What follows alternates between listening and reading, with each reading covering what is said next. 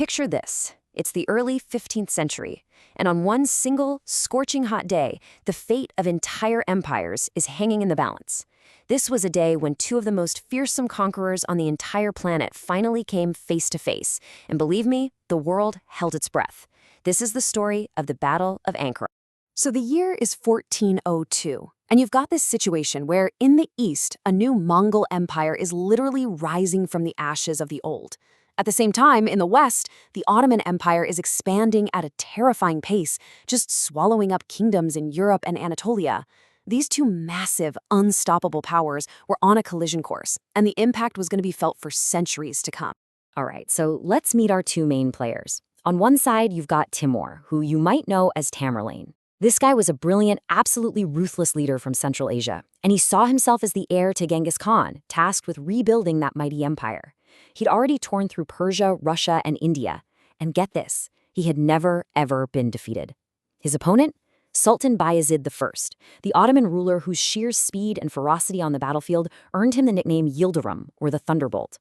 Bayezid wasn't playing around either. He'd crushed a massive crusader army at the Battle of Nicopolis and was on the very brink of conquering Constantinople itself. And you got to understand, this wasn't just about grabbing more land. This was a battle of legacies, of pure ambition, between two men who both believed they were destined to rule the world. So that's the ultimate question, right?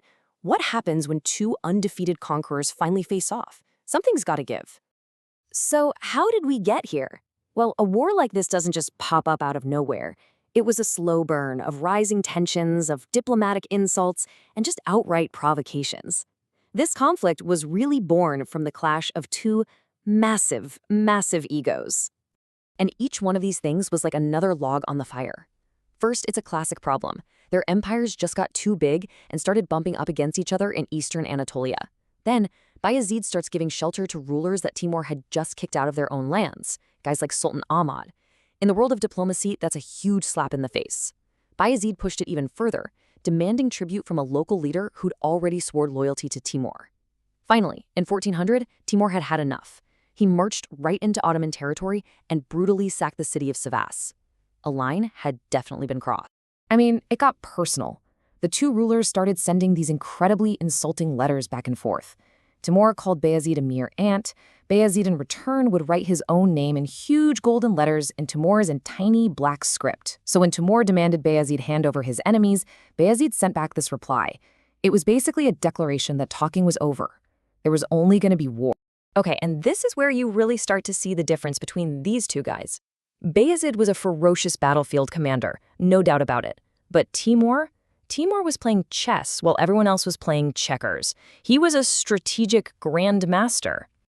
I want you to just imagine this for a second. You've just marched your army of, 85,000 men across the Anatolian plains in the middle of a blistering summer, only to show up at the battlefield and find your enemy perfectly rested, perfectly supplied, and in control of the only water for miles. That is the nightmare that Bayezid walked right into.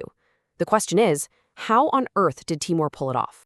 This was Timur's masterpiece, a true work of strategic genius. Step 1, he faked a move to the east, basically luring Bayezid's army away from its own capital deep into Anatolia. Step 2, while Bayezid was rushing to meet him, Timur pulled off this secret, lightning-fast forced march to the southwest. He completely circled around the Ottoman army. Step 3, he gets to Ankara first and sets up camp exactly where Bayezid's army had just been, even using their abandoned supplies. And then, step 4, the masterstroke. His men performed this incredible feat of engineering. They dammed up the Chubut Creek, diverting the only major water source on the entire plain for themselves. The trap was set. Bayezid's exhausted, dehydrated army had no choice but to turn around and race back, only to find Timur waiting for them, rested, supplied, and holding all the water.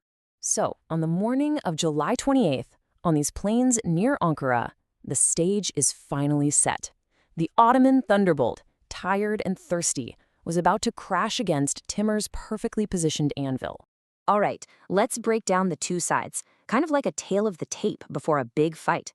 Timur had way more troops, about 140,000 men, mostly his deadly Chagatai horse archers. These are super mobile cavalry from his home turf. And, as a special surprise, a secret weapon he brought back from his invasion of India, 32 armored war elephants. I mean, can you imagine? Bayezid, on the other hand, had a smaller but still very tough force of about 85,000. The heart of his army were the elite janissaries, slave soldiers trained from childhood to be the Sultan's personal guard, and a contingent of heavily armored Christian vassals, the Serbian Knights. And the battle kicks off with a fierce Ottoman charge. Bayezid, true to his nickname, just throws his forces forward. But they were met by an absolute storm of arrows. Timur's horse archers just swarmed their flanks, picking them apart from a distance, doing a ton of damage without even really getting into a melee. But there was one group on the Ottoman side that was just crushing it: the Serbian Heavy Knights. They were decked out in this black plate armor that was super effective against arrows, and they just smashed into Timur's left wing. They fought so fiercely that they actually started driving the Timurid forces back. Even Timur himself was supposedly impressed, saying that they fight like lions. For a moment, they were the one bright spot for the Ottomans. But then, everything started to fall apart for the Ottomans. It wasn't just one thing, it was a perfect storm. First, Timur's water strategy paid off big time. The heat and the thirst were just brutal. Then came the ultimate disaster, a betrayal. Turns out, Timur had been secretly talking to the Tatar horsemen in Bayezid's army. In the middle of the fight, they just switched sides. Seeing this, the Anatolian Sipahis, cavalry from lands Bayezid had conquered, did the same. Just like that, the entire Ottoman left flank completely disintegrated. With his army just crumbling around him, Bayezid and his 10,000 loyal janissaries had to make a fighting retreat to a nearby hill for one last desperate stand. It's a crazy scene, right?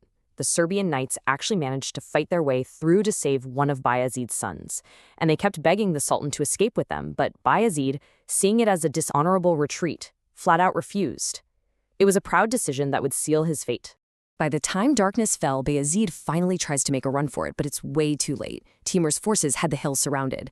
His horse stumbled, and the mighty Sultan Bayezid I, the Thunderbolt, was captured. I mean, you can't overstate how huge this was. Never, ever before had an Ottoman sultan been taken prisoner on the battlefield. It was the absolute ultimate humiliation for such a proud and powerful empire. And the fallout for the Ottomans? It was absolutely catastrophic. With the Sultan a prisoner and his army destroyed, the empire just imploded. Bayezid's sons, who'd managed to get away, immediately started fighting each other to see who would be the next sultan.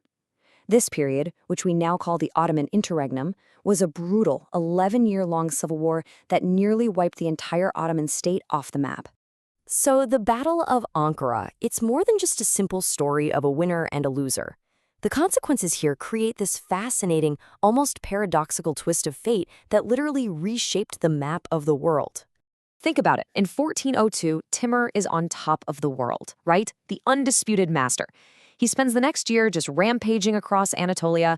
Bayezid himself dies in captivity about 8 months later. But just 3 years after this incredible victory, Timur dies while he's getting ready to invade China.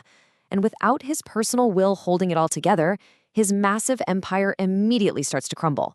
Meanwhile, the Ottomans, who looked completely finished, slowly, painfully pieced themselves back together.